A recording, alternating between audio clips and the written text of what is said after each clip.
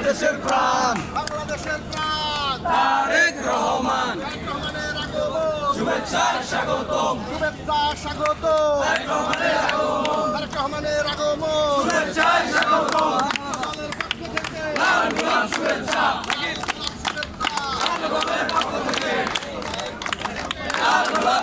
দর্শক আমরা দেখতে পাচ্ছি তারেক রহমান ঢাকা মেডিকেল কলেজ হাসপাতালে সকাল 10টায় ঢুকেছেন এবং তিনি তার আলোচনার রাষ্ট্রীয় কাজ সেরে উনি বেরিয়ে আসবেন। তার আগে বৃষ্টি হচ্ছে এবং বৃষ্টির মধ্যে বাংলাদেশ জাতীয়তাবাদী ছাত্র দল নেতাকর্মী সহ তারা অপেক্ষা করছেন এবং বেরিয়ে আসবেন হয়তো আর কিছুক্ষণের মধ্যে।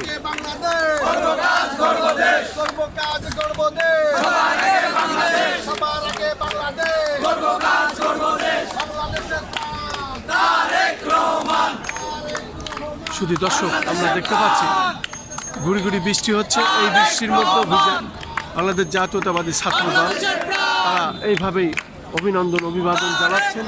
এবং যখন তারেক রহমান সকাল 10টায় ঢাকা মেডিকেল কলেজ হাসপাতালে প্রবেশ করেছেন এবং তার রাষ্ট্রীয় কাজগুলো শেষ করে উনি বেরিয়ে আসবেন, সেই অপেক্ষায় বৃষ্টির মধ্যে আমরা দেখতে পাচ্ছি ছাত্রদল সহ প্রশাসনের লোকজন তারা তাদের অবস্থান মূলত প্রশাসনের লোকজন তারা বৃষ্টিতে ভিজে গেছে। আমরা দেখতে পাচ্ছি বৃষ্টি এখনও হচ্ছে, গুড়ি গুড়ি বৃষ্টি, তার মধ্যেও তারা তাদের দায়িত্ব পালন করছেন আমি দেখতে পাচ্ছি। আমি সেটাই ধারণ করছি সকাল থেকে ধারাবাহিকভাবে এই কাজগুলো আমি করে যাচ্ছি। আমি খন্দকার মাসুদুজ্জামান, ঢাকা মেডিকেল কলেজ হাসপাতালের ভিতর থেকে শুরু করে বাইরে কাজগুলো আমরা করে যাচ্ছি।